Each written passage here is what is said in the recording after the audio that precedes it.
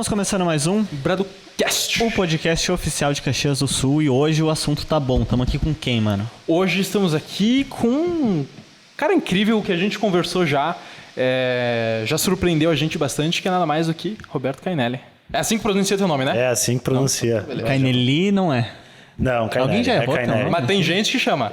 Eram bastante, assim. O Cainelli, mas é Cainelli mesmo. Cainelli. Assim, é Cainelli. Então, é beleza. Cainelli. Então comecei bem, né? Começou bem, começou acertando. E tu tá bem, Roberto? A gente não bebeu vinho ainda, então tá tudo certo. Mas depois começa a piorar. Depois vai começar a errar o nome e por aí vai. Livro enrolado. Mas Inclusive, tu quer começar? Tu quer servir? vocês que mandam. Vamos começar servindo vinho já, Mas assim, de cara. Vamos direto. Vamos maturar esse vinho. Vamos maturar aí, ele um pouquinho, entender, vamos deixar a expectativa. Vamos entender o que é bom. esse vinho aí, porque querendo ou não, esse vinho aí foi um dos primeiros, né? Tu disse, a primeira safra. É muito bacana esse Petit Verdot, na verdade, possivelmente a primeira safra da Cainelli lançada do vinho. Ele é um vinhedo que a gente cultivou lá na propriedade, uma experiência. O Petit Verdot, ele significa pequenos verdes, é uma variedade francesa. E eu fiquei surpreendido aqui com vocês, sacaram do nada, não fui eu que trouxe, sacaram do nada essa garrafa. E aí que é realmente o primeiro Petit Verdot que a gente elaborou. Eu tô curioso, inclusive, em provar ele, porque na vinícola a gente não tem mais essa edição, tem mais essa garrafa, né? Então, tô curioso também. Que bacana, cara, que bacana. É bacana que ele já tá errando aí também, isso é importante, depois a gente pode falar disso também. Com certeza.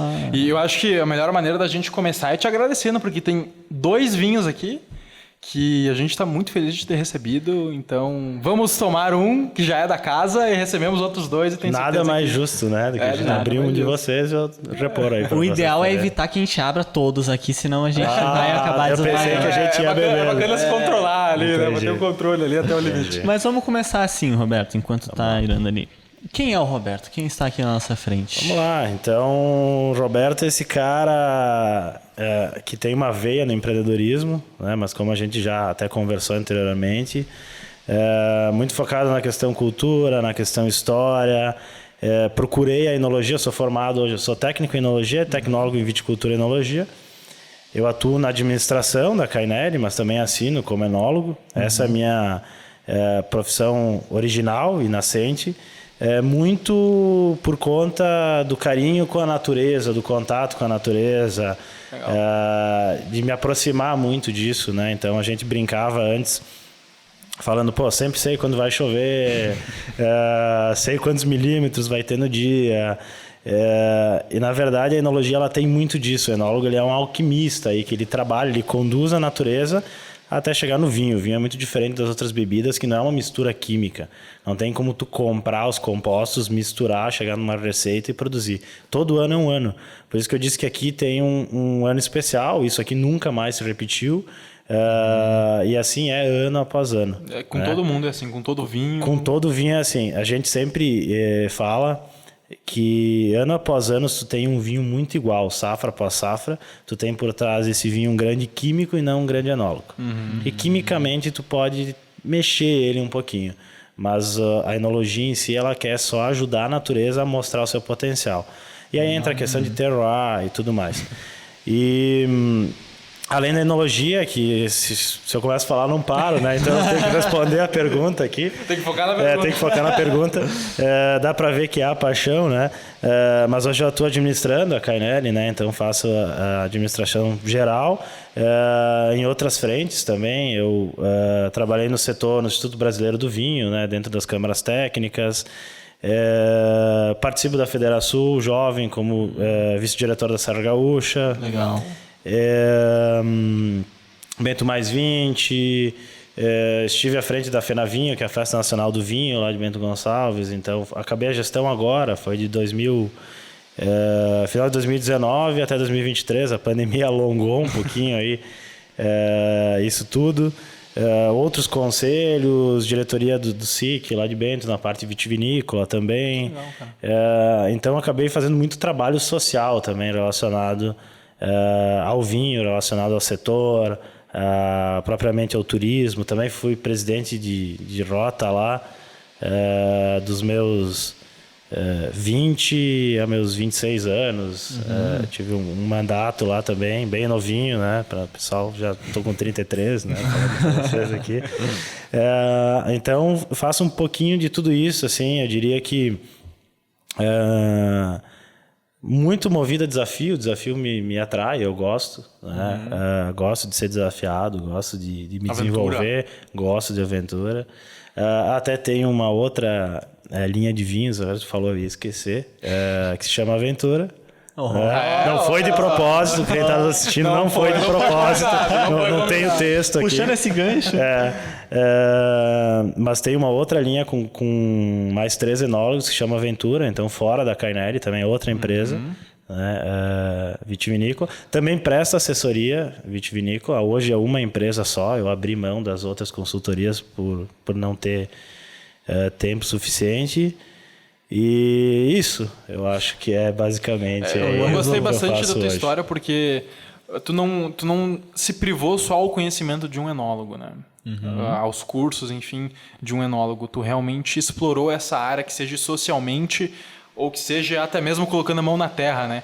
Então, assim, é muito bacana isso porque isso passa uma credibilidade, né? Pô, esse cara não só conhece de vinho, ele conhece a história, ele conhece a cultura, ele conhece a sociedade. Então, isso é muito bacana, cara. Isso é muito bacana. Eu queria puxar da onde que veio essa paixão pela enologia, o que te despertou? Essa é uma boa pergunta. Eu acho que tem muito a ver com essa parte cultural. Né? A velha frase é um cara que gosta de frases de impacto. Boa! Aqui é legal, aqui é legal. Quem não sabe de onde vem, não sabe para onde vai. Né? Então aí que está ligado a cultura, a história. O vinho sempre esteve ligado à cultura da humanidade. Né? Então existem muitos fatos sobre o vinho que depois a gente pode abordar. Mas as mentes cérebras da humanidade falavam sobre o vinho. Por exemplo, Fleming comparava o vinho à penicilina, né? Fleming, o descobridor da penicilina, comparava o seu prêmio Nobel ao vinho. O vinho sempre esteve ligado às grandes mentes, o vinho sempre esteve ligado à cultura dos povos. E eu nasci numa família que eu enxergava isso, né? Então acho que muito do meu avô, né?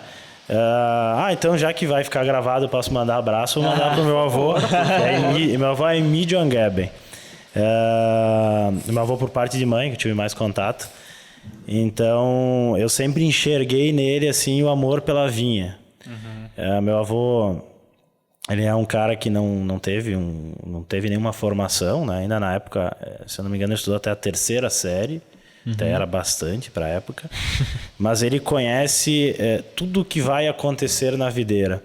Eu diria toda a fisiologia da videira. A fisiologia a gente estuda. A videira é como um ser humano, é como um médico, né? Vou dizer, se tu comer tal coisa, o que vai acontecer com o teu organismo? Se tu furar teu pé, vai acontecer isso com o teu corpo.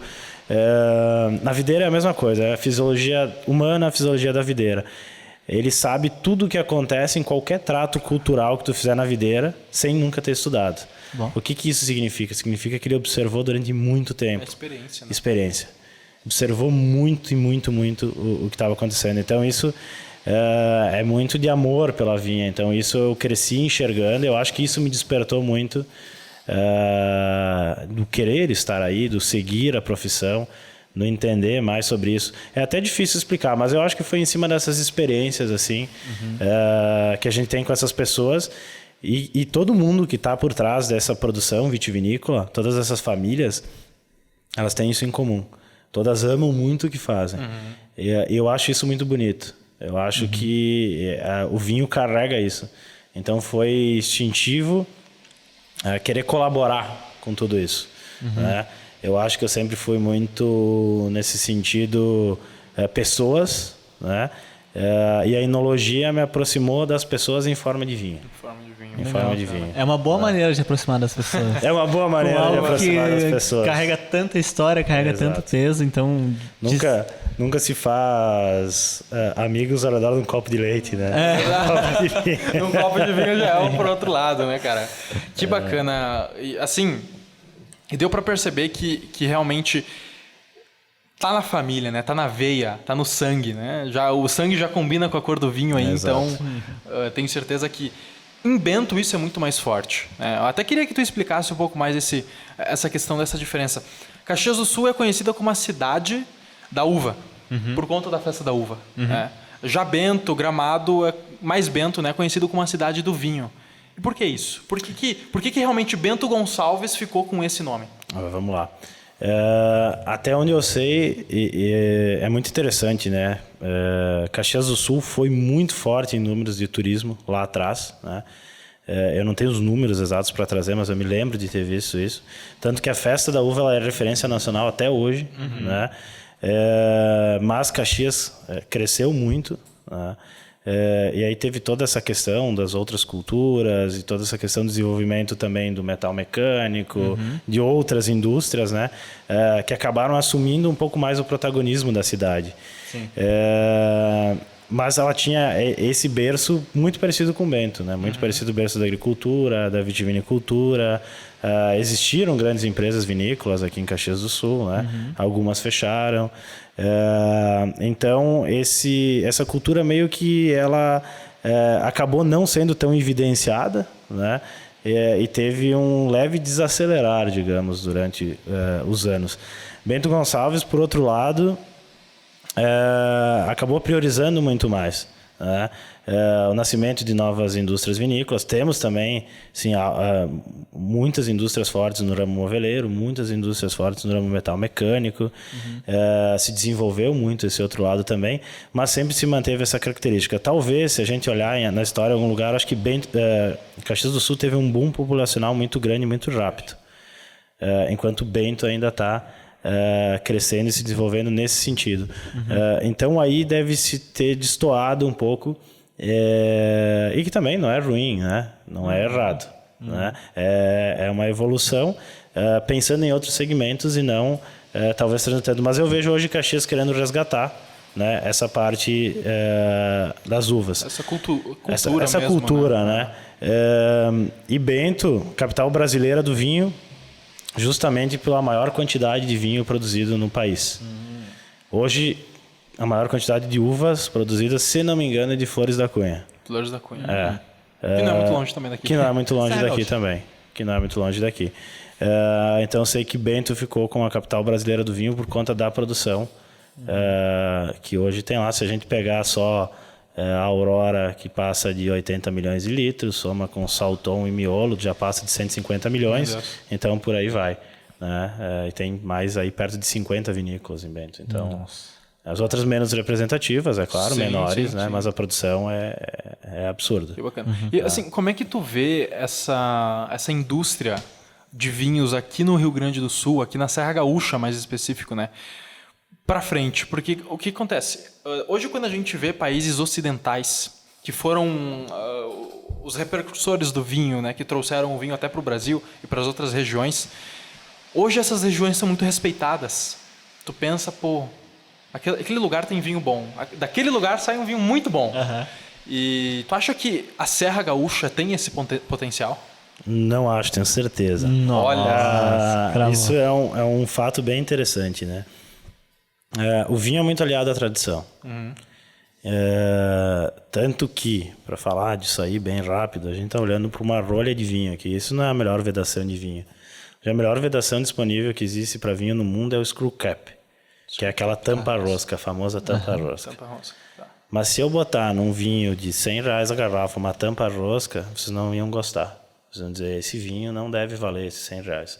Então, o vinho tem muito da tradição. Por que a rolha? Porque ela é mais tradicional. Mesmo ela não sendo a melhor vedação possível, ela é mais tradicional.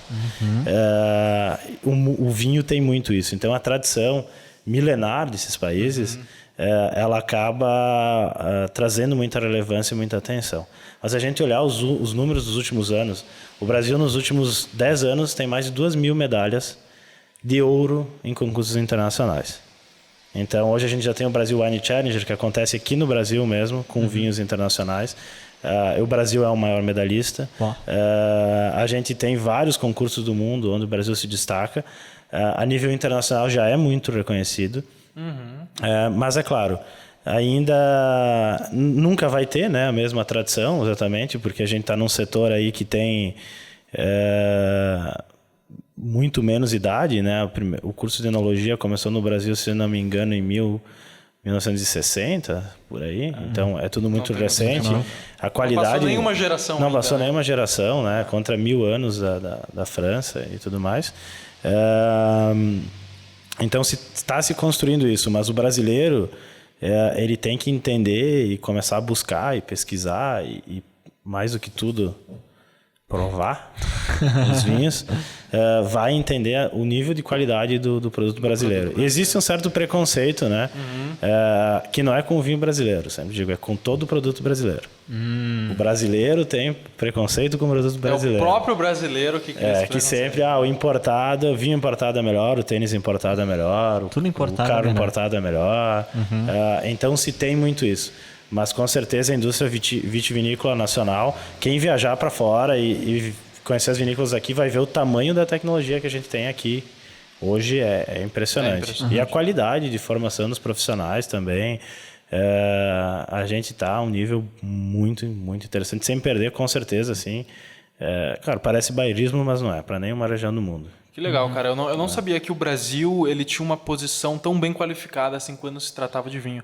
Porque quando a gente olha o Brasil, quando o estrangeiro olha o Brasil de fora, né, o que ele enxerga? Ele enxerga cerveja, mulher e carnaval. E cachaça. E cachaça. Geralmente é isso que ele E enxerga. o futebol. E futebol. Quando a gente olha, por exemplo, França de fora, o que a gente enxerga? Elegância, vinho, né, espumante. A gente enxerga essas outras coisas, né? Não digo que o Brasil seja ruim por a gente enxergar isso, as pessoas enxergarem isso do Brasil, né? Mas é uma visão diferente. Sim. Então por isso que encaixou a minha pergunta de que o Brasil muito vai ter boa. essa...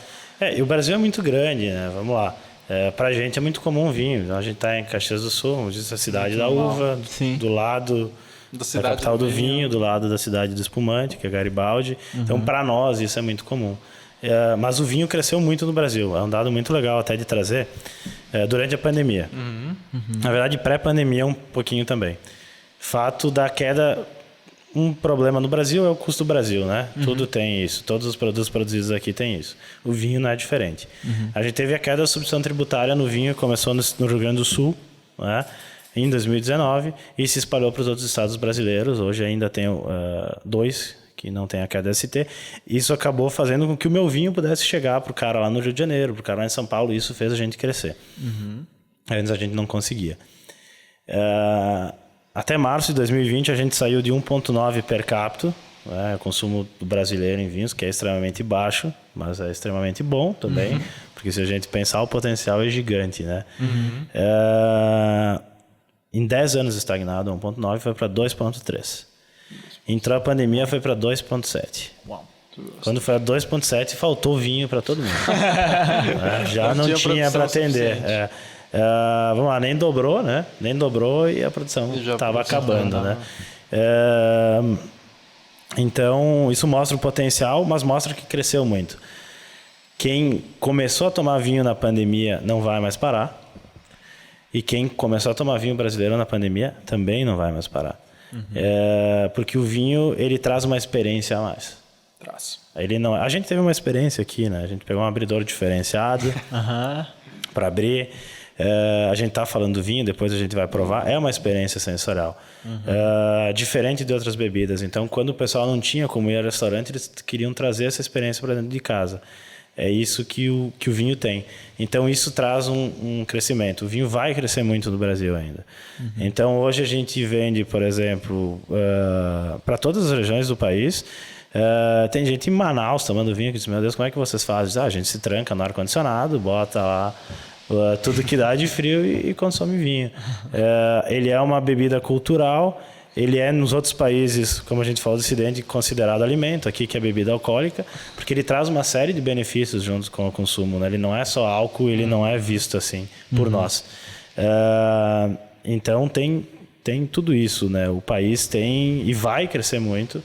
Eu acredito muito nesse crescimento. Hoje no Rio Grande do Sul são em torno de 600 vinícolas, mas já tem em Pernambuco, já tem em Minas Gerais, já tem em Santa Catarina. Mas se tu fosse falar, 90% ainda da indústria É aqui no tá Rio Grande do Sul. concentrado aqui. Eu acho que sobra, fora isso, eu acho que mais 200 indústrias vinícolas fora do estado do Rio Grande do pouca Sul. coisa ainda. É bastante, mas ainda é pouco. É bastante, Pra mas ainda é extensão do pouco Brasil, pro tamanho do Brasil, né? Mas é aquilo, o Brasil continental, assim, é muito grande.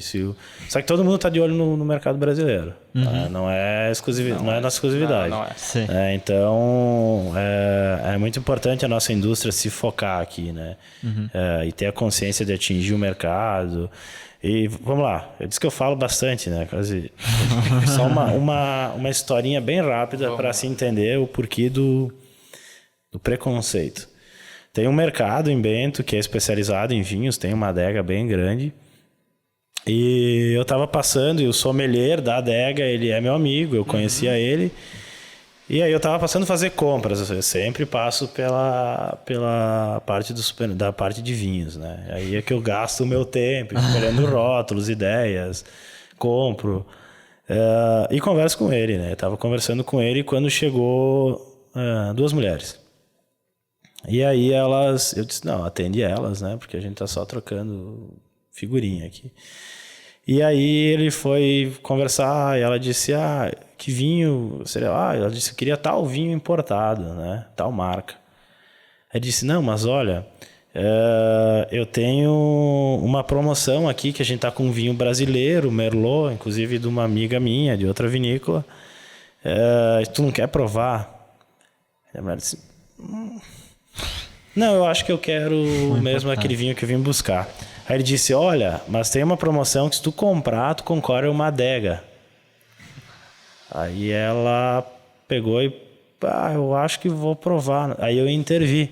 Eu disse, olha, eu sou enólogo, eu tenho uma empresa vitivinícola que não é essa, e eu vou te dizer que se tu levar esse vinho aqui, brasileiro, dessa empresa, tu tá te levando um vinho muito superior ao que tu quer levar, pelo mesmo preço, e tu pode provar, e tu ainda concorre à adega, né?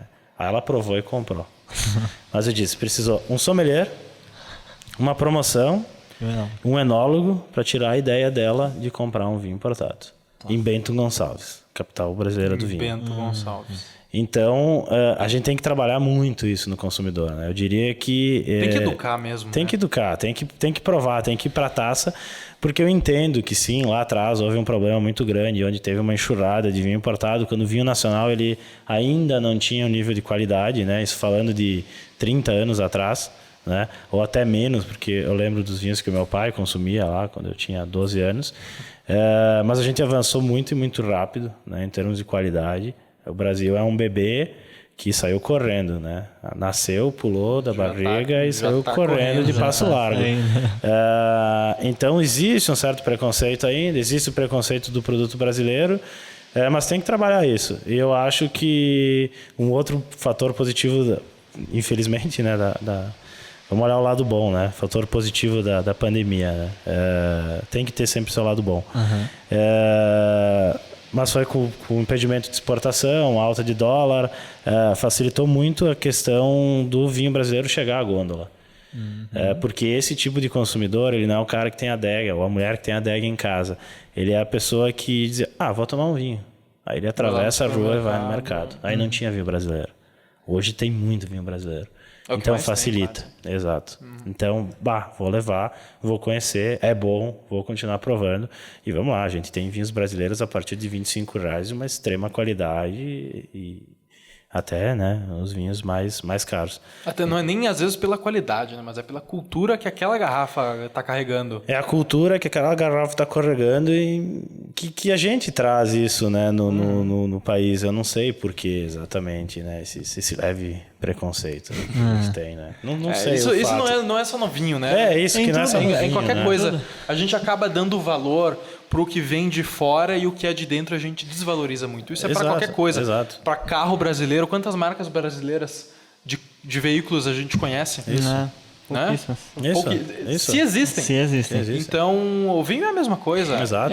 Tu gosta da frase de impacto, é aquela, a grama do vizinho é sempre mais verde. É sempre mais verde. As pessoas valorizam mais o que é do outro do que do próprio, né? E tá em toda a indústria aí, vamos lá, tem muita coisa. O quanto o Brasil vende pro resto do mundo, né? Então tem tudo isso, né? Que bacana. Vamos fazer o seguinte, eu vou propor aqui. Vamos servir esse vinho aí. Vamos lá, então. A minha pergunta ia ser... Como é que a gente aprecia o vinho? A gente maturou bem agora aqui a história. Vamos chegar nesse vinho aí. Vamos e lá. eu acho que tu é a pessoa certa pra falar desse vinho, da arte do vinho. Vamos lá. E como apreciar um vinho, né? Claro, vamos lá, vamos falar. Então, né, na verdade aqui foi bacana, porque é que esse rótulo aqui ele já tá antigo e ele perdeu um pouco, mas era pra ser eu aqui, né, na estampada. Era pra ser. Perdi a cabeça aqui, ó. Mas eu e meu pai, né, isso é um legal. vinho, a linha Tempo é uma linha que a gente conta o tempo por trás do vinho, né. Tudo o que aconteceu com a nossa empresa desde a imigração italiana até o final. E esse vinho simboliza a passagem de sucessão já no Brasil, né? Enquanto a viticultura e enologia. Esse foi o primeiro vinhedo que meu pai fez toda a parte de viticultura, né? Porque eu incomodava muito, né? Para estruturação de vinhedo e tudo mais. Aí eu fiz a parte enológica, então ele simboliza essa sucessão, tá aqui no rótulo, atrás conta a história. O Petit Verdot, ele é uma variedade francesa, aí não vamos dizer que a gente quer copiar a Europa, porque existem variedades brasileiras, inclusive eu dei para vocês uma variedade brasileira, que foi desenvolvida em Bento Gonçalves, né, a BRS Bibiana. Quer mostrar esse? Vamos Pode, mostrar isso aí, vamos que eu acho que é válido. Olha, é legal, porque vamos lá, vamos falar. Deixa eu só tirar aqui. Mostra lá. Vamos lá. Cara, vem toda uma experiência. Toda uma experiência. Até medo aqui de abrir, mas querendo não vai Toma acabar. cuidado. Que bonito, cara. Olha só. Primeiro eu vou olhar, se me permitem. Eu já tinha visto. Aí tá a Bibiana, né? A Bibiana do Tempo e o Vento, do Érico Veríssimo, né? Então a homenagem vai a essa Bibiana, foi o pesquisador que quis homenagear. Ela é uma variedade brasileira. Então isso é legal porque a gente está falando de tecnologia brasileira, tá aí a tecnologia brasileira, né? É uma variedade desenvolvida aqui no Brasil. Produtividade, enquanto que aqui a gente produz 12, 13 mil quilos por hectare, aí a gente produz 35 mil. Fato de que ela foi criada justamente para se adaptar ao nosso microclima local, com extrema qualidade. Então é um vinho que tem um custo-benefício muito bom, porque ela custa menos para produzir, ou seja, a mesma área tu produz muito mais. E ela é um vinho branco justamente porque é mais o paladar do brasileiro, um clima tropical. Então aqui está uma amostra da tecnologia vitivinícola brasileira. E eu tava lendo ali, tu vê que até o nome tem a cultura, né? O nome tem a cultura, exato. E é muito bacana. A gente tem outra variedade brasileira que é a Lorena. Aí a Lorena conta uma história, uma história da primeira senhora que doou a propriedade para experimentação. Mas enfim, falei disso, né? Porque eu disse, Petit Verdot é uma variedade francesa. Não, mas então vocês que estão falando até agora do Brasil, né? É bom, e aí? Então a maioria das variedades vitis viníferas, elas vêm da Europa, né? Justamente porque eles têm os 1000 anos de tradição, eles tiveram um pouquinho mais de tempo para criar variedades e elas se desenvolverem naturalmente lá também, elas não são criadas, o Petit Verdot não é criado. Lá na França, Petit Verdot, que significa pequenos verdes, ele é um cacho que não tem uma maturação uniforme, então tem pequenos grãos verdes.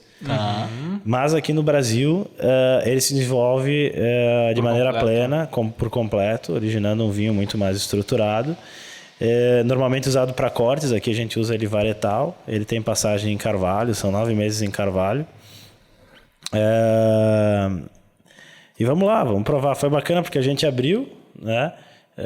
Com uma experiência muito boa, uma experiência muito boa. Ele não quis abrir ao vivo aqui, né? Porque ficou com receio de estragar o abridor.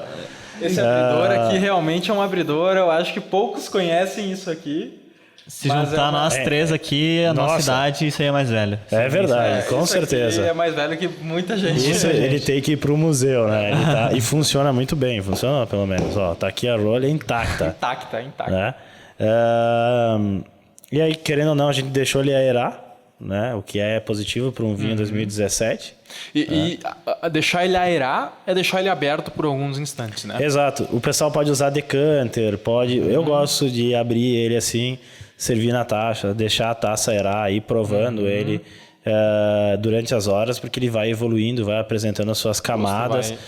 Quando o oxigênio entra, ele libera os aromas, né? Ele quebra, que a gente chama dos terpenos, né? Que estão glicosilados e tudo mais. Ele quebra essas ligações e começa a liberar os aromas. Então o vinho tem várias camadas. Quanto melhor o vinho e mais honesto o vinho, ele vai melhorando muito na taça com o passar da degustação. Então é muito legal. O pessoal diz, por isso que é uma experiência, né? Vou cozinhar em casa, vou fazer um jantar. Abre o vinho antes de começar a cozinhar, toma uma taça, vai cozinhando, prova depois de novo, vai sentindo as evoluções, os nuances. Ele vai trazer experiência do começo ao fim da garrafa. Que bacana, cara. Assim, uma dúvida que não é minha, porque eu gosto muito de vinho e, consequentemente, eu acabo aprendendo, né? Mas garrafa de vinho a gente sacode? Sacode em que sentido, tu diz assim? Chacoalha ela? Não.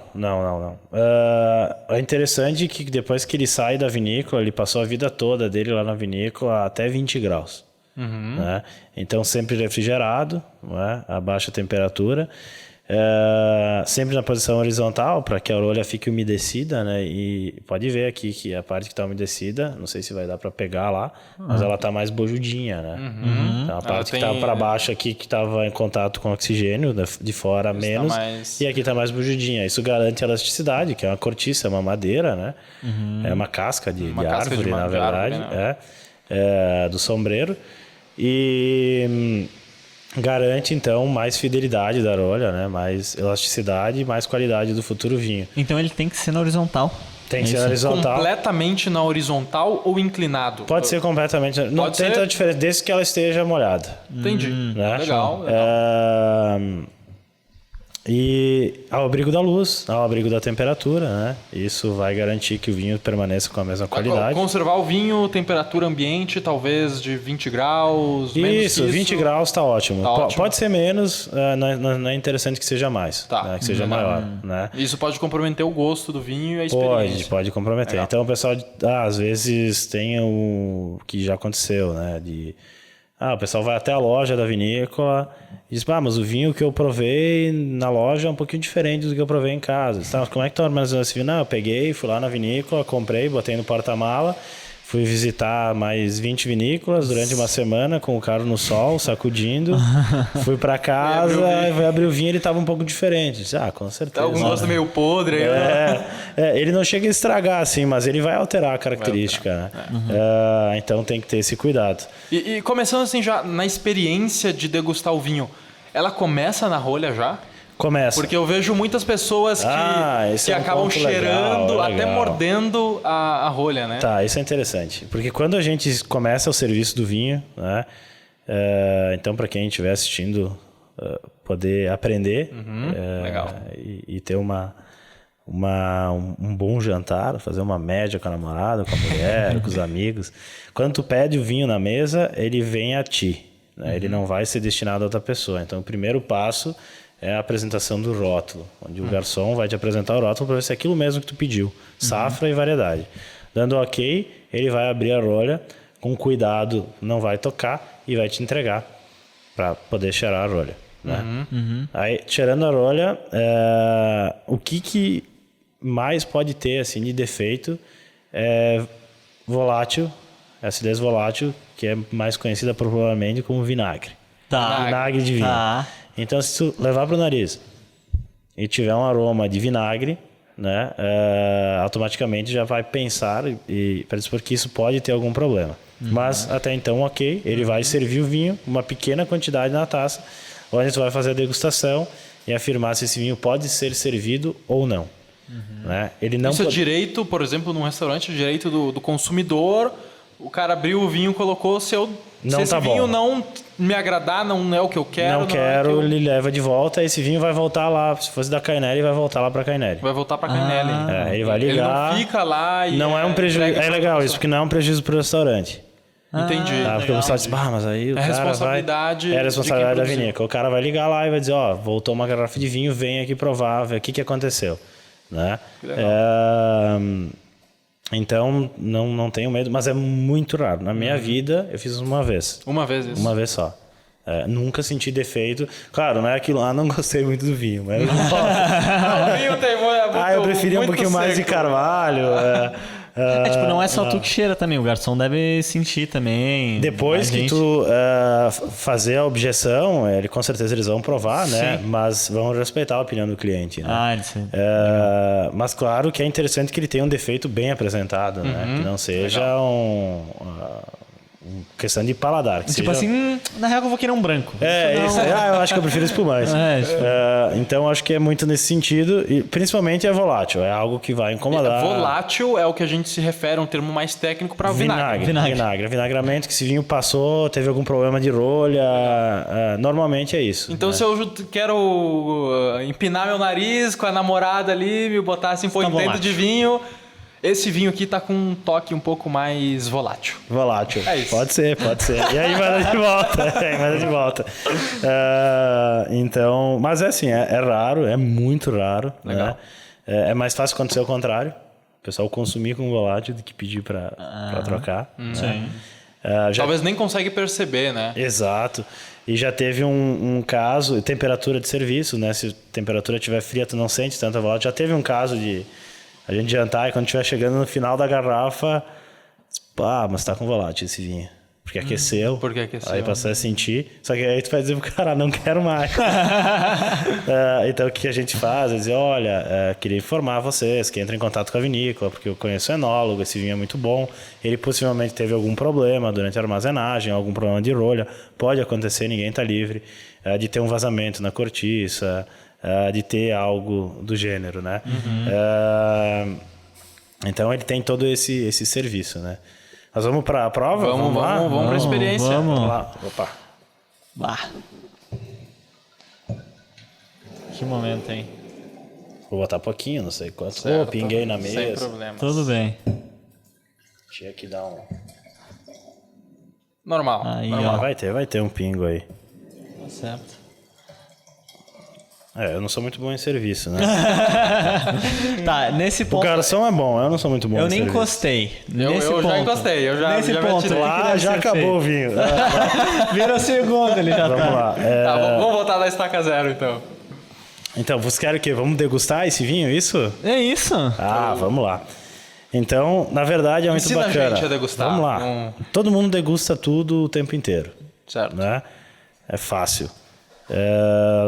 Lembra do que tu almoçou hoje? Lembro. Uma coisa, o que foi? Pode compartilhar com nós aí? Quer que eu fale o meu? Eu lembro, Não, meu. foi massa, alho e óleo. Massa, alho e óleo. Mas olha É só. muito de Caxias, né? É muito o legal. gringo. Faltou um tortézinho. Vamos lá. Massa, alho e óleo. Então, tu degustou ela, tu fez todos os passos da degustação. A massa chegou, não sei se tu serviu, foi servido. Não servi. Serviu, botou no prato, primeiro tu olhou, né? E tu viu que ela era, sei lá, meio amarelinha, que tinha o alho, que tinha o óleo, né? Que tinha o azeite de oliva. E resumiu enfim. aí a massa, alho e óleo. Deu uma olhada e era isso. Por exemplo, se tivesse um besouro aí, tu não ia comer. Se tivesse uma massa verde, tu ia dizer, cara, que estranho, massa verde. Tu ia começar a aumentar a tua percepção. Com o visual. Mas tu fez isso sem pensar. Olhou, massa, alho e óleo, do jeito que eu gosto. Legal. Aí tu sentiu o aroma da massa. O aroma do alho, principalmente, né? O que mais aparece é a massa com alho. Aí tu diz, nossa, que aroma gostoso. Se tivesse um aroma de podre, um aroma de vinagre, Tu já ia, um aroma diferente, tu já ia esquivar. desse- esquivar. E aí tu viu que o visual tava bom, o olfativo tava bom, foi pra boca. Aí na boca tu sentiu as nuances, a massa, se ela tava al dente, se não tava, tava muito quente, se ela tava bem distribuída a questão do molho e tudo mais. Aí tu fez a tua degustação. O vinho é a mesma coisa, só que a gente bota técnica. Né? A técnica o que é? A gente começa com a análise visual do vinho. Então a gente vai olhar para ele, vai entender primeiro a coloração, né? Claro, vai dizer que vinho é, vinho tinto. Né? Tá, o conhecimento é esse, né? Mas vamos lá, às vezes é difícil distinguir um rosé clarete de um branco. O vinho tem várias nuances, ele vai de um vermelho grená, vermelho rubi, um vermelho atijolado, e por aí vai. Então primeiro a gente vai olhar, bom, é um vinho tinto. Né? A gente vai olhar o vinho tinto, a gente vai olhar a limpidez dele, né? A limpidez dele é se ele é uma água límpida, se ele é uma água suja. Claro, no tinto é difícil de ver. Tá. Porque ele não é translúcido, né? Aham. Então precisa de mais técnica. A gente vai ver se ele é um vinho que está mais passado ou menos, se ele está mais evoluído, olhando as bordas dele. Não, que eu As tô bordas vendo. da taça, elas estão um vermelho grená ainda, que a gente chama, não está um vermelho tijolo, de uma parede de tijolo. Vermelho tijolo já é um vinho que está muito mais oxidado e está muito mais opaco. Tá. Significa que é um vinho de muito mais guarda, muito mais antigo. Então a gente olhou o vinho, ele tem brilho, ele tem vida. Tem mais uma coisa que dá para ver aqui legal, que talvez na câmera não vai pegar, que é o efeito Marangoni. É o chorinho, né? o chorinho, Eu chamo de o choro. chorinho. Chorinho. Quanto mais persistentes as lágrimas, umas das álcool, outras, né? mais alcoólico. Ah, tá sabendo bem. Mas eu fiz curso. Ah, olha aí. Fui zoado muito por muitos amigos porque eu Porque tu fez conheço curso de- vinho. olha aí. Olha só. Preconceito no vinho. Tá, tem até uma para falar depois sobre isso do beber vinho. Aí, ok, o visual tá bom, a gente vai pro nariz, né? Taca o nariz Cara, dentro. Tá bacana esse vinho. Taca o nariz dentro. Tá com o nariz dentro. Tá bacana esse vinho, hein? Olha, eu não esperava essa evolução toda. Realmente, o pessoal vai, talvez ache O bom a é gente que combinou, essa- né? Não sabia que ia ter esse vinho A aqui. reação do Roberto é genuína, né? Porque ele realmente tá... Realmente não, ele não curioso. esperava por esse É. vinho aqui. Pá, ele tá, cara, a temperatura tá um pouquinho alta, né? Sim. Hoje tá um pouquinho quente, né?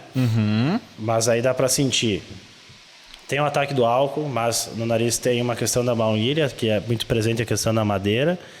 Eu sinto bastante carvalho. O carvalho, isso. Traz baunilha, né? Traz um lenho, assim. Pensa de uma madeira... Quando vai numa serraria e o pessoal tá serrando a madeira, né? Tu consegue sentir essa nuance. Por baixo disso, tu consegue sentir a fruta negra, tá? Já vai para uma amora negra, uma amora silvestre. É uma degustação bem profunda, né? Consegue sentir alguma coisa na fruta vermelha, fruta Enquanto negra? tu vai falando, vai ficando evidente. Esse é o ponto. Exatamente. Vamos lá, amora muito aparece para mim, amora. Amora, pra mim, eu senti bastante. Amora silvestre Eu senti muito, bastante, né? verdade. Um pouco Amora. de mirtilo, talvez. Mirtilo eu não sei o cheiro, nunca. Nunca foi no meu estilo. Nunca cheguei perto de um. Mas aí, a gente olhou... E esse vinho é Bacana. um vinho que tem um teor alcoólico menor, né? É 12,6, se eu não me engano. Isso.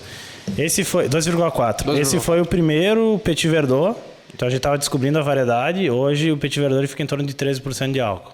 Tava entendendo a variedade ainda e o potencial dela. Mas tá muito bacana.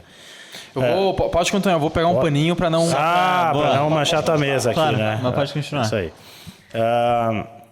Então a gente viu o visual, viu o nariz, respondeu de maneira adequada também. E aí a gente vai para a boca. A boca é interessante, né? A boca... A gente não engole direto o vinho, né? A gente deixa ele circular por toda a boca. Então na nossa língua, na ponta da língua aqui, a gente vai sentir o salgado, né? O salgado... Tá. Ó, deixa que eu passo aqui, ó. A gente vai... O que eu fiz mais sujeira foi lá de Não, cá. fica tranquilo, tá de boa. Vamos ver se saiu aqui tudo. Aí, Ó, ó. o fundo da taça. Isso eu vou fazer também. Aí. Aí, Então na ponta da língua vem o salgado. Mentira, O desculpa. primeiro momento que encosta que a gente vai realmente tomar o vinho, a gente deixa ele circular na boca, engole Isso. direto, deixa Não, na ponta. Deixa ele circular. Tá. Pensa na tua língua. O que eu vou fazer? A língua tá aqui, né? Eu tava me enganando. Aqui na pontinha da língua tem um ataque que a gente chama de ataque doce. Logo para trás tem o ataque salgado. Tá. Nas laterais tem acidez. No fundo da língua tem o amargor. Tá. Então que a gente diz, esse vinho tá amargo. Foi mas direto onde que tu até- tá, não, mas onde tá sentindo? Na ponta, não é amargor que tá sentindo tanino. Mas esse vinho é ácido, onde é que tu tá sentindo? No fundo da boca, não. Tá sentindo amargor. Então, tu sabendo onde é que estão os ataques é muito legal. Então, tu tem o ataque doce. O salgado em vinho é raro, mas tem. Né? Tem muitos vinhos que tem o ataque da salinidade. E aí tu deixa circular, tu vai poder sentir os taninos, tu vai poder sentir todos esses ataques. E depois tu conseguir aspirar um pouco de oxigênio também, tu consegue sentir o teu retronasal aqui. E se ele tem um retrogosto agradável ou não. Tá. Ele pode ali também ter aromas no teu retronasal, que é onde que o nosso nariz encontra a nossa garganta, falando popularmente, né? Então ali também a gente tem a formação de alguns aromas. Tá. Então vamos lá, vamos fazer exercício de circular. Né? O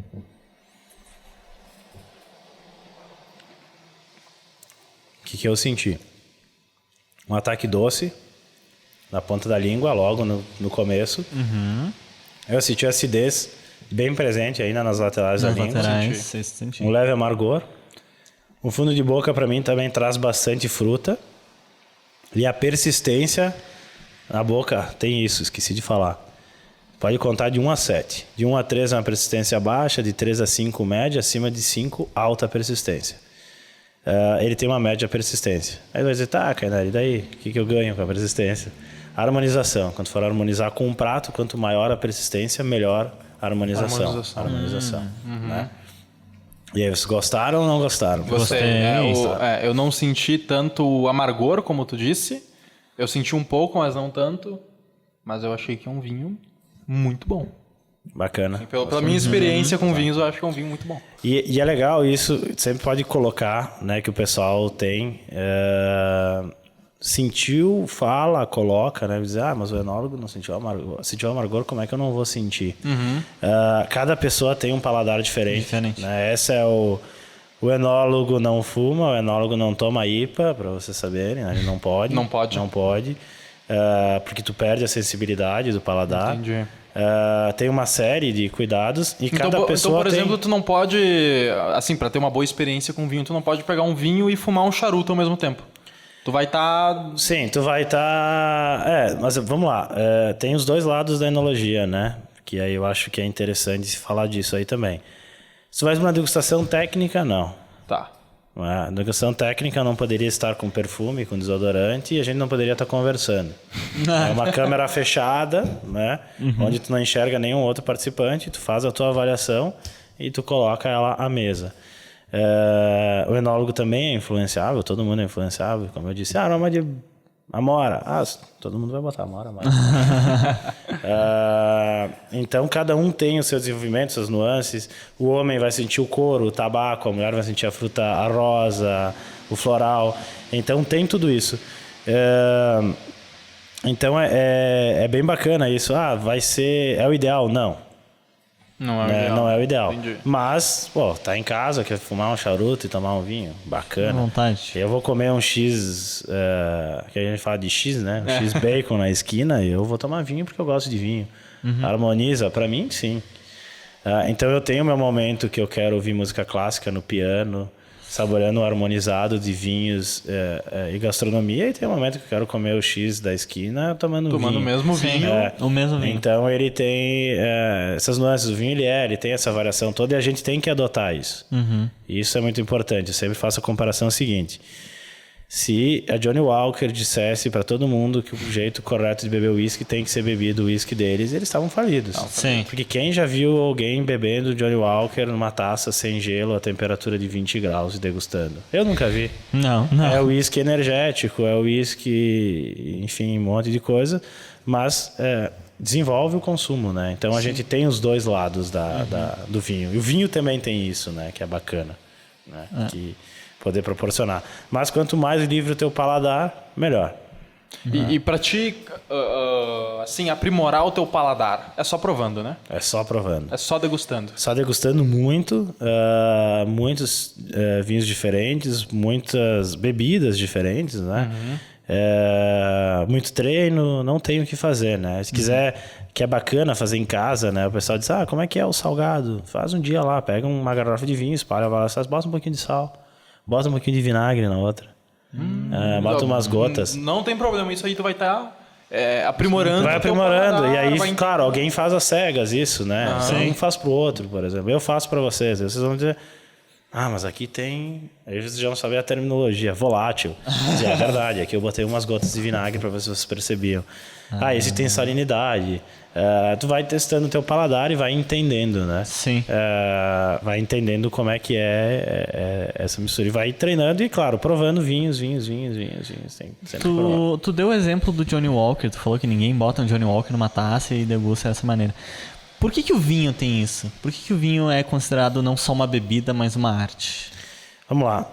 É por ele ser a bebida mais antiga da humanidade. Né? Ele nasce... Alguns falam da Groenlândia, outros falam dos egípcios, mas é uma cultura que atravessa milhares de anos, né?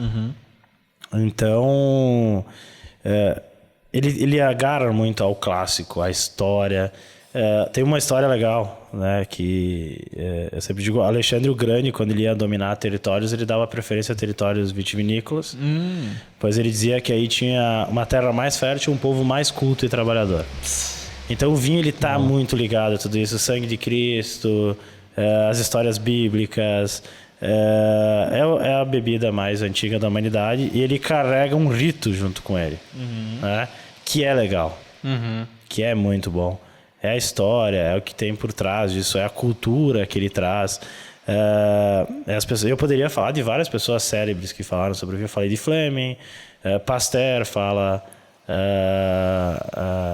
do vinho. A frase de Fleming, eu não sei se eu falei, né? Mas a penicilina cura os homens, mas o vinho os torna felizes. Pasteur fala que existe mais sabedoria numa garrafa de vinho do que em todos os livros. E por aí vai, vários autores. Então, quero dizer, essas pessoas pararam um momento, às vezes escreveram sobre o vinho, que importância tinha o vinho para elas. Sendo que elas não eram enólogas, não tinham empresas, mas eram consumidoras. Né? Então, o vinho, ele carrega muito disso, né? Ele traz a filosofia junto com ele, ele traz a história da humanidade, e por isso ele existe um rito, que eu acho muito bacana, mas eu acho que também tem que saber se desconstruir disso, né? Tem que ter os dois. Aqui está um vinho, uma variedade brasileira, que é legal fazer uma caipira na beira da praia com vinho, uma caipivinho, é legal beber numa beira de piscina com peixe, é legal chegar em casa, tá estressado, abre e degusta. Não precisa ter momento especial para tomar vinho. Sim. Tá feliz, abre e degusta, não precisa estar estressado também. Então, para vários momentos. E tem aquele momento que sim, que cabe toda a cerimônia, o abrir, o conceito do vinho. Então, ele é feito de momentos. Eu acho que toda bebida tem isso, né? Só que o vinho ele é ainda mais versátil nesse sentido. E quem não gosta de vinho é porque não encontrou o vinho certo ainda. Né? Porque não tem como ter degustado todos os vinhos e dizer, não, eu realmente não gosto da bebida. Além da questão de ser mais saudável, do resveratrol, dos antioxidantes, do fazer bem, tem o paradoxo francês, que foi estudado muitos anos pelos médicos, porque eles não entendiam pelo consumo de gordura que eles tinham nos seus queijos e embutidos, como eles viviam tanto tempo. Por causa do vinho, da ação antioxidante. Então eles bebiam muito vinho. Então ele carrega tudo isso. E eu acho que tem que ser levado em conta, mas tem que se entender também. Eu quero tomar vinho e comer pipoca. Pô, legal. Não vamos afastar o consumidor. Eu tive muito problema. Não pode privar o consumidor não pode de fazer privar o que ele quiser. Eu tive muito problema, porque, vamos lá, você fala, achei bacana, colocou antes que foi zoado por saber de vinho, né? Eu, quando tinha, imagina, então, pô, tô velho. Eu, quando tinha meus 18 anos. Não tá velho, tá jovem há mais tempo. Tô amadurecendo, isso aí. Sou meio mal de contas, então 15 anos atrás. 15 anos atrás, eu ia pra... A gente chamava de balada, e tu vê que o cara tem uma certa idade já. E eu gosto muito de vinho. A minha bebida preferida, eu não bebo outra coisa. Sim, eu bebo uma cervejinha, mas é raro. Nada contra, claro, né? É uma bebida muito boa, mas não é do meu costume. Destilado, eu gosto de cachaça. Meu primeiro destilado, mas aí eu nunca bebo cachaça. Eu gosto de vinho. Então eu ia pra balada e eu queria tomar vinho. Então eu na balada, segurando uma taça de vinho, a pessoa olhava pra mim e dizia, snob, o que ele tá fazendo, tá querendo se fazer. Cara, eu gostava de vinho, enquanto a galera tava tomando uísque em copo de plástico, brilhante, sei lá. E aí o que acontece? Diz, cara, não vou uísque beber. não, uísque ainda é muito chique. Não, né? Vodka. Uísque, vodka. Isso. Eu disse, então não vou beber, né? Não vou beber vinho, vou beber vodka. Afastava, né? Tinha esse afastamento. Ainda tem. Ainda tem. A preocupação de essa questão do cheeseburger. Eu lembro que um dia eu fui lá, cheguei no restaurante lá, pedi um hambúrguer e tirei uma garrafa de vinho na mesa. Eu disse, cara, me consegue um abridor e 2 copos, se não se importa, se posso tomar? Não, pode. E aí virou um problema. Cara, pode? Ele disse, né? Disse, não, pode. Virou um problema. Meu Deus, eu não tenho abridor. Mas que taça eu vou te servir? Eu disse, cara, copo de plástico. Eu quero beber vinho. Se não tiver um abridor, eu empurro a rolha pra dentro. E o pessoal se preocupou. Eu disse, se eu queria um serviço, eu não ia ir comer um X, né? Eu queria tomar o vinho porque eu gosto de vinho.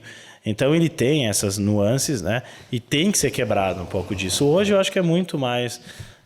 já mudou muito nesses 15 anos, né? Eu já vejo o pessoal consumindo muito mais. Pensa que eu não me lembro de ter visto garrafa de vinho espumante numa festa quando tínhamos 18, 19 anos. Era algo muito raro.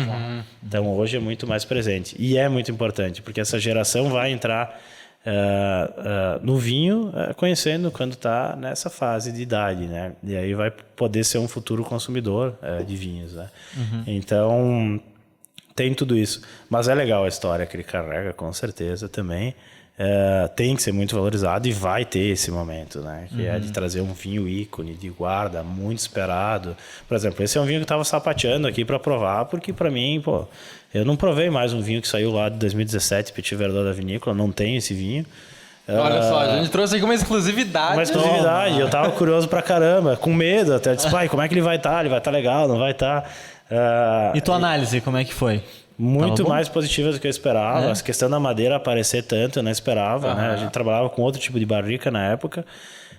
E achei muito bacana. Então é isso que é legal. Né? É uma experiência que eu tive. Que eu tive uma experiência com ele lá quando ele saiu. Eu tive uma outra experiência agora. E tivesse uma garrafa lá guardada, tu vai ter uma experiência lá no futuro. E aí tu tem aquilo de beber vinhos de 20 anos, de 30 anos. É uma experiência e tanto. Ele precisa de todo um requinte, de todo um trabalho. Então ele tem todas essas nuances, serve para todas as ocasiões. Eu acho que é muito versátil, né? Que bacana. E vinho, quanto mais velho, melhor? Ou depende? Não. O vinho, ele é uma comparação bacana. É um ser humano. É um ser vivo. É um ser humano, desculpa. Mas ele é igual ao ser humano, o enólogo é um médico. Não existe nada que o médico possa fazer que impeça a gente de morrer. E a morte do vinho você sabe, é a acidez volátil, é o vinagre. Volatilidade, perfeito. A morte do vinho é o vinagre. Nada que a gente fizer vai impedir ele de chegar lá. E o vinho é uma parábola. Ele nasce, ele fica jovem, ele chega no auge, ele começa a cair e ele vira vinagre. O que a gente quer fazer como enólogo é manter ele no auge dele o maior tempo possível, que é o que o médico faz com a gente. Sim. Manter a gente na melhor fase o maior tempo possível. Mas nada que a gente fizer vai impedir ele de cair. Agora, essa fase possível pode ser 30, 40, 50 anos. Pode ser 10, pode ser 5. Vai depender muito do vinho, do trabalho do enólogo. Mas é legal. Por isso que é legal. Depois tu vai conhecendo de vinho, tu vai passar a ter a adega, vai comprar uma caixa de vinho. Porque daí a caixa de vinho tu vai provar o Petit Verdot lá quando ele é jovem. Aí tu vai sentir, cara, ele era jovem, ele tinha uma nuance forte, explosiva. 3 anos depois eu abri uma garrafa. Ele está mais aveludado, está inteiro. Ele chegou talvez no auge, vamos ver. Né? Passou mais 4 anos, provou outra garrafa. E como a gente comentou anteriormente, né? Só vai descobrir isso provando. Provando. Não tem outra maneira de descobrir isso. Não adianta uma pessoa te dizer como que ele vai ser, provando. Porque a tua percepção vai ser diferente das outras pessoas. Tem isso também. Que vai de acordo com o que foi. Se tu fuma, se tu... uma IPA, se tu treina a tua memória olfativa, vai pro mercado, cheira as frutas, cheira as coisas. A mulher tem muito mais disso, né? De ter uma memória olfativa melhor que o homem, porque ela treina muito. Tem um monte de cosméticos de mão, de braço, de perna, de corpo, de cabelo. Treina mais, realmente. O homem, por isso que eu digo, o homem sempre vai carvalho, porque gosta da madeira, eu particularmente. O couro, porque do caro novo. O tabaco, porque é um aroma que nos atrai, está mais presente no nosso dia a dia. Então tem essas nuances todas, assim, né? Roberto, eu queria puxar agora um negócio pro teu negócio mesmo, pra vinícola. Tá. Que tem, eu até tirei uma frase do teu site, que ela diz assim: o nosso trabalho é muito mais que produzir vinho. É compartilhar nossa paixão pela terra, pela uva, pela colheita e pelo vinho. Como é pra ti lidar num negócio onde tu vende muito mais a experiência e o sentimento do que um produto? É muito bacana. Porque da onde vem a experiência, né? Por que a gente pensou nisso? A gente está numa região muito concorrida. A gente já falou do número de vinícolas, né? E a gente está fora do eixo tradicional de vinícola. A gente não está no Vale dos Vinhedos. A gente está no Vale do Rio das Antas, que é o norte de Bento Gonçalves. Logo, a gente está distante do maior fluxo de turistas. A gente tinha que ter algumas coisas diferentes para atrair eles até a nossa empresa. E a nossa ideia era simples e uma ideia que era mais ou menos assim: quando a gente ativou a empresa, a gente vai plantar os vinhedos, vai produzir o vinho e vai vender. Deu tudo certo até a hora da gente vender. A gente viu que não conseguia comercializar, tinha toda a questão tributária que eu falei, mas mais que isso, o vinho tinha um significado muito grande pra gente e a gente enxergava que as outras pessoas enxergavam como um produto. Isso nos incomodava. E a gente não sabia vender. Então a gente chegava pro cara e dizia: o que o teu vinho tem? Dizia: a qualidade. Tá. Ele diz: todo mundo que senta aqui fala isso. Ninguém vai dizer: meu vinho é ruim. Né? Mas todo mundo diz: a qualidade e tudo mais. Tem os processos? Tem. Dá para se falar disso? Dá. Hoje a gente sabe. Preço, a gente não tinha o melhor preço. Valor agregado, a gente era uma marca que estava iniciando. Então, isso nos incomodava. Então, pro vinho, para nós, carregava toda essa cultura, toda essa história. E a gente falou lá no começo, né? Por que tu escolheu a enologia? Por que tu escolheu essa profissão? Eu falei do meu avô. Né? E o que fez eu observar o meu avô, sentir isso e escolher essa profissão? Experiência. Eu tive a experiência de ver ele indo pro vinhedo. Eu tive a experiência de ver ele falando da vinha. Eu tive a experiência de ver as pessoas trabalhando nisso. E a experiência te faz desenvolver o sentimento. Eu sempre comparo com um casamento. Um namoro, um casamento. Ninguém olha uma pessoa na rua e diz: nossa, amor à primeira vista. Eu vou casar com ela. Não. Gostou, era bonitinha, ou ele era bonitinho, vice-versa. Alguma coisa atraiu, gostava de vinho, não sei. E aí começa um relacionamento. O relacionamento e as experiências que são formadas aí definem se isso vai dar certo ou não, se isso vai ser amor ou não. O vinho é a mesma coisa. Então a gente pensou: como é que a gente vai fazer as pessoas entenderem o que a gente sente? Vamos fazer eles vivenciarem o que a gente vive. Aí a gente cria as experiências de enoturismo. Quando a gente começa com as primeiras experiências de enoturismo na KNL, nem se falava em enoturismo, se falava em turismo.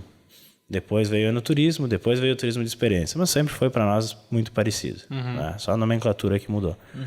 Então a gente leva as pessoas para viverem o que a gente vive. E aí elas conseguem ter esse insight muito melhor. É sentir. E é muito bacana porque a gente achou como um foco nosso, como um know-how nosso, poder proporcionar isso pelo que as pessoas sentiam. Porque era incrível ver alguém chorando quando a gente está fazendo alguma demonstração ou vivenciando alguma experiência. A pessoa dizendo que foi a melhor experiência da vida dela. A pessoa voltando, a pessoa querendo casar lá, porque pediu em namoro lá. A pessoa voltando com o primeiro filho, o segundo filho, o terceiro filho na empresa. Então, criar esse vínculo de marca, proporcionar essa experiência. E toda marca ela é experiência, né? Se a gente comparar isso, toda grande marca ela proporciona uma experiência. E aí tem aí a Harley Davidson para falar disso, tem a Coca-Cola com o trenzinho, com o ursinho, o polar, com o Papai Noel, com o trenzinho não, com o caminhão iluminado. Em volta da experiência. Claro que tem experiência muito mais comercial, mas querendo ou não ela fideliza assim com a marca, mas ao mesmo tempo ela proporciona algo muito bom para as pessoas. E isso é muito gratificante. Hoje está como um propósito nosso poder oferecer essa experiência. Que o nosso vinho esteja presente num casamento, esteja porque as pessoas lembram, tem uma memória afetiva. É levar o nosso legado, a nossa história, perpetuar toda a história da imigração, toda a história da dificuldade que a família enfrentou para chegar até aí, em forma de vinho. Então a gente consegue. Tanto que quando hoje tu abre uma garrafa uma garrafa da KNL, vai ter a frase aqui: bem-vindo ao nosso mundo. Bah, que legal. Então, eu não tinha visto isso. Tu passa a fazer parte da KNL. Porque toda a nossa história termina aqui, junto contigo. Tu faz parte dessa família. Tu faz parte quando tu abriu o vinho, tu tirou a rolha e tu botou o vinho na boca, tu faz parte de toda essa história. Então aqui pra gente tem muito sorriso, muito trabalho e muitas lágrimas também. E a gente quer vender isso. Porque quando a gente fala disso, é muito conversa de vendedor, parece, né? Aí a gente quer que as pessoas vivenciem. Porque realmente, eu me lembro de sentar na frente de um tanque de vinho e chorar desesperado porque a gente perdeu uma safra. Ao mesmo tempo, eu me lembro da alegria da gente colhendo uma uva de qualidade. Então, tudo isso está aqui dentro. Né? E a gente proporcionar e sentir que as pessoas sentem isso é incrível.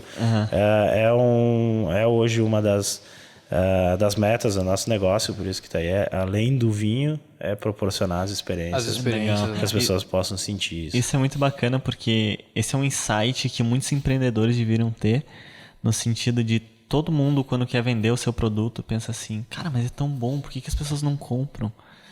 Velho, olha o tanto que eu trabalhei, isso aqui é muito bom, mas as pessoas não sabem o tanto que tu trabalhou, não sabem a experiência que tu teve. Exato, muito difícil passar isso. Exato, tudo, né? Esse insight que vocês tiveram de trazer a pessoa para a experiência, para ela entender, é incrível, é muito legal.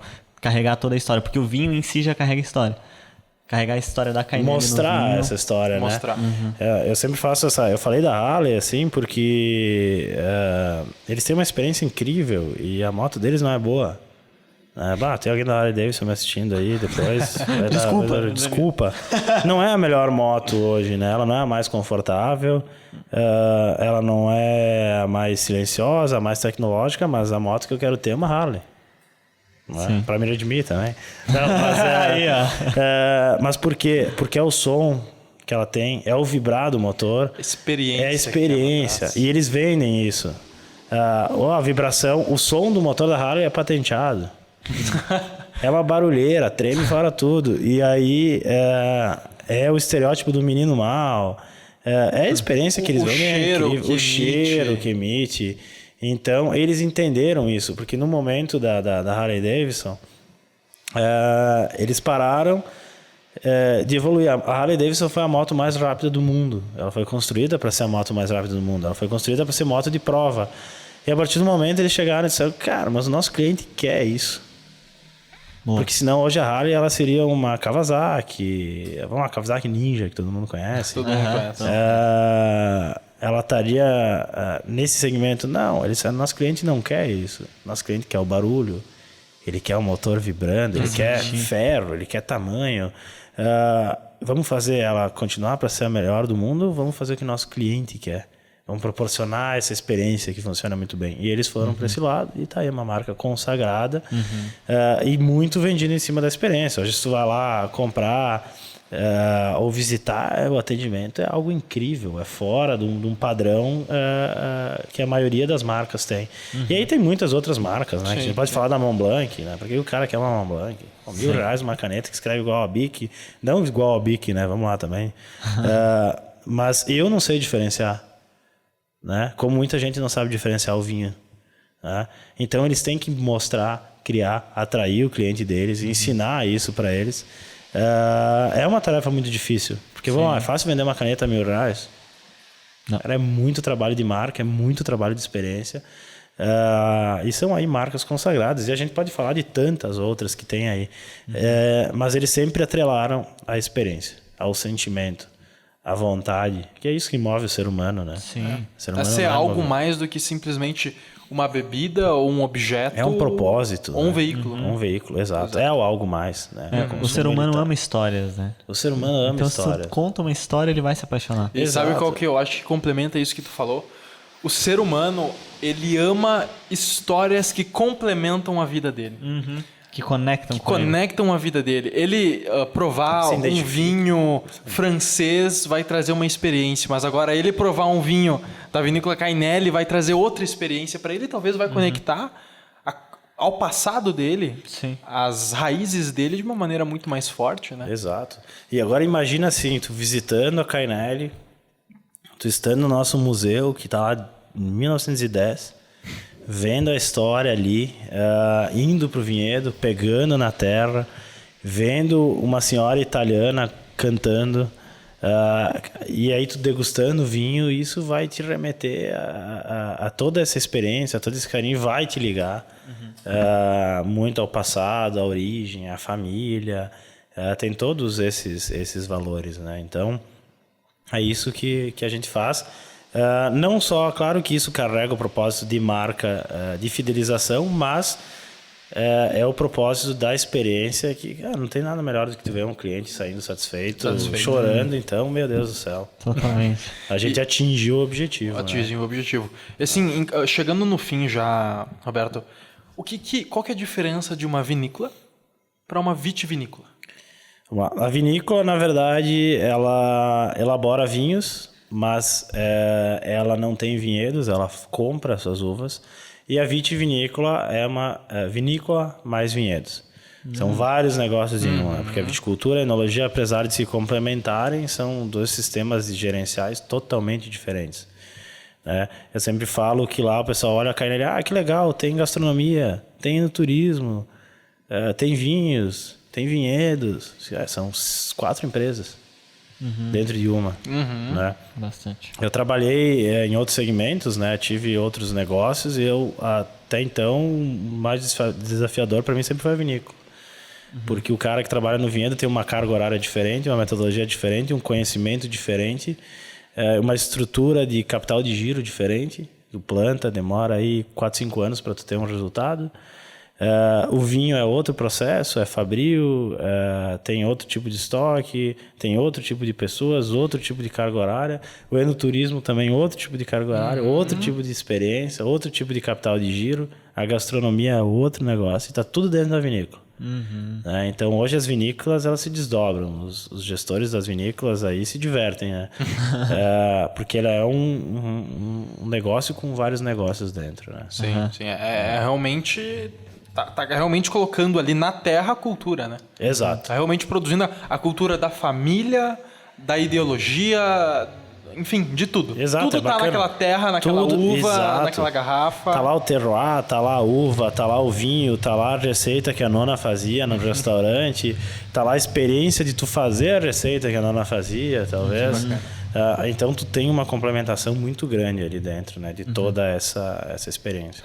Roberto, para fazer a última pergunta, assim, deu para ver pelo jeito que tu fala, pela maneira que se expressa, que tem muita paixão pelo negócio, tanto pelo negócio quanto pelo mercado, quanto pelo que tu produz. E se tu fosse dar uma dica para as pessoas que estão assistindo e querem começar a empreender, Bacana. o que tu diria? Vamos lá. Para começar, né? Simples a frase, né? A gente nunca está pronto e nunca é perfeito porque a gente vai fazer. Mas sempre começar. Eu tive muitos desafios assim na minha vida e eu nunca estive preparado para nenhum deles. Tá? Eu falei da KNL, eu falei de Fenavinho, fui o gestor mais jovem de toda a história, né? Eu falei de Bravin, mas o que eu falei? Bom, agora tem outros desafios que eu assumi, mas eu nunca estive preparado para nenhum deles. Se eu esperasse a hora certa, o cavalinho passaria, né? Então, mas eu aprendi, eu me desenvolvi, eu executei. E eu ouvi de grandes empresários e grandes mentes isso. Porque a gente pensa, mas o Bill Gates estava preparado, o que ele fez. Não estava. Mas o Michael Jordan estava preparado. Não estava. Ele treinou pra caramba, mas ele não tinha certeza se ele estava preparado para aquilo. Mas eles foram. Eles tiveram a coragem de executar e no caminho a gente aprende. Aquela história, empreendedorismo é montar um avião em queda livre, né? Então a gente pula com as peças, vai montando e sai voando. E vai dar certo. Mas o que trava muito o empreendedor é o medo de começar. É o receio de não estar pronto. Então eu acho que o importante é o começar. Eu acho que o Nigro que fala, né? Melhor o feito que o perfeito. Não sei se foi dele, se é dele essa frase. Enfim, não me lembro. Mas é melhor o feito que o perfeito. O perfeito nunca vai existir, talvez. O momento perfeito nunca vai existir. Ainda mais se tu é perfeccionista, né?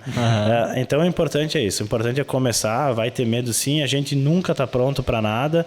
E de todas as experiências que eu tive como gestor fora da empresa também... que foram... Eu uso esse exemplo aí que eu dei para vocês por fato de... Quando me convidaram, eu era o gestor mais novo da história. Eu estava com um produto que estava renascendo. Se equipara, assim, o que é uma festa da uva. A gente bota 270 mil pessoas lá dentro. Né? Com faturamento de negócios gigante. E de repente, ela saiu de uma dívida milionária. Teve uma edição e tinha a segunda edição para consolidar. todos os liderados por mim, os dirigidos por mim, tinham mais conhecimento que eu, com empresas maiores que eu, tenho ciência disso. Disse, poxa, como é que eu vou fazer isso, né? E deu muito certo. Veio uma pandemia, foram 3 anos, foram o triplo de gastos, a gente conseguiu ter lucro. Enfim, foi um trabalho gigante que eu aprendi muito com essas pessoas que estavam ao lado e deu tudo certo. Com a empresa foi a mesma coisa. Quando a gente pensou lá, vamos lançar a marca, mas vai dar certo, vamos botar o dinheiro aqui e depois, se não vender o vinho, o que a gente vai fazer? Vai beber, a gente vai quebrar, a gente fez, executou, hoje a gente começa a ser referência. Eu acho que tudo na vida foi assim. Então, daí vem a parte do desafio, né? De gostar de desafio. O empreendedor tem que gostar do desafio, porque o tempo inteiro é desafiador, não tem um dia que é fácil. Sempre penso que se hoje foi difícil, amanhã tende a ser mais. Mas é muito gratificante. A gente consegue ter nos nossos clientes essa questão da percepção, do carinho e tudo mais dos nossos colaboradores. A gente está transformando vidas, eu gosto muito disso. A pessoa que trabalha contigo, ela é muito importante, porque tu passa a maior parte da tua vida no teu trabalho. Então, se elas atingirem as metas, as expectativas que elas têm, eu vou estar muito feliz. O reconhecimento que tu ganha, as pessoas que tu conhece. Então, o empreendedorismo ele é maravilhoso. E o poder apostar. Não tem nada na vida melhor que a gente não conhecer o caminho que a gente vai traçar, né? Imagina se a gente soubesse a nossa vida escrita daqui para frente, seria chato pra caramba. Qual que seria a vontade, né? Eu acho que a dica é essa: vai ter medo, vai com medo mesmo, começa e vai ajustando no caminho, mas começa o quanto antes, não espera para começar. Tá com a ideia, vai e faz, começa tropeçando, mas no caminho vai ajustar. Antes começar errado do que nunca começar, né? Antes de começar errado, o mundo tá cheio de milhares de ideias que nunca começaram, né? Então é importante começar. Que bacana. A gente nunca vai saber o que vai acontecer. Que bacana. E, Roberto, fica aqui o nosso agradecimento especial por ter aceitado vir participar aqui com a gente, contar um pouco da história, tanto da tua vida, quanto da vinícola, quanto da vitivinícola. Nos ensinar sobre vinho. Com certeza. Incrível. Não só a gente, né, mas todo mundo que está assistindo, que eu tenho certeza que todo mundo que assistiu alguma coisa aprendeu. Talvez não tenha vontade de experimentar vinho, não tenha vontade de assim, realmente consumir vinho, mas o mínimo ela aprendeu e teve conhecimento da arte do vinho. Né? Teve conhecimento não só da arte do vinho, mas a arte que a Cainelli leva, né, para o vinho. Então fica aí o nosso agradecimento. E a gente deixa aberto aí o espaço, caso tu queira divulgar alguma coisa, seja Instagram, seja site, seja número de telefone, qualquer coisa. Bacana, pessoal. Bom, quem quiser seguir lá a Cainelli, Vinícola Cainelli no Instagram, tem o nosso site também, www.vinicolacainelli.com.br.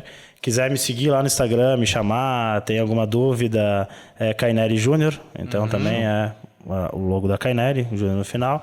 E a mensagem também para quem quer começar a consumir vinho, vamos lá, pessoal. Deem a oportunidade de provar o vinho brasileiro, que com certeza vocês não vão se arrepender. Se não encontraram o vinho certo, ainda tem que provar bastante, que vão encontrar. E se me disser que não gostou de vinho, que não gosta de vinho, me chama lá no Instagram que a gente vai resolver isso. Eu duvido que tem uma pessoa no mundo que não gosta dessa bebida. E deu pra ver que é excelente, porque ele foi falando, ele não conseguiu tomar tanto, mas eu e o Carlos a gente acabou com o vinho. É verdade, aí secou a taça. Então, acho que cabe agradecimento também ao Paulinho Pérez, que nos trouxe esse vinho, né? Porque tu ficou curioso. A gente até hoje não sabe como ele conseguiu. Não sei, mas ele conseguiu. Eu não sei como é que o Paulinho tem esse vinho aqui. O Paulinho é um grande amigo, presidente lá da Federação Jovem, né? Então, agradecer, Paulinho. Tô aqui, conheci vocês por intermédio do Paulinho. E a gente te conheceu através dele também. É um cara aí que é incrível, tá sempre conectando boas pessoas, né? Que eu acho que é muito legal. Da parte dele, já conheço de longa data. É um cara que não para, né? Ele tá em tudo que é canto. Quando tu vê, ele aparece lá na porta da tua casa. E muita gente boa, assim, e sempre eu acho que fazendo essa conexão importante aí de pessoas. E também, da mesma forma, agradecer vocês, que foi muito legal estar aqui, ouvir vocês também, o conhecimento, e desejar que cresça muito esse podcast. Com certeza vai, é só seguir nessa linha aí que já tá um espetáculo. É isso. Cara, muito obrigado. E sobre as redes sociais que tu divulgou, site, enfim, tudo. Quem tiver mais curiosidade vai estar tudo na descrição, então não precisa se estressar. Como é que eu digito Cainelli? Vai estar tudo na descrição, é só acessar. E aproveitar, né? E realmente entender que vinho é uma experiência É isso. e não uma bebida. É isso. Muito obrigado por terem assistido. Deixa o like, se inscreve, segue a gente nas redes sociais, segue o Cainelli nas redes sociais. E é isso.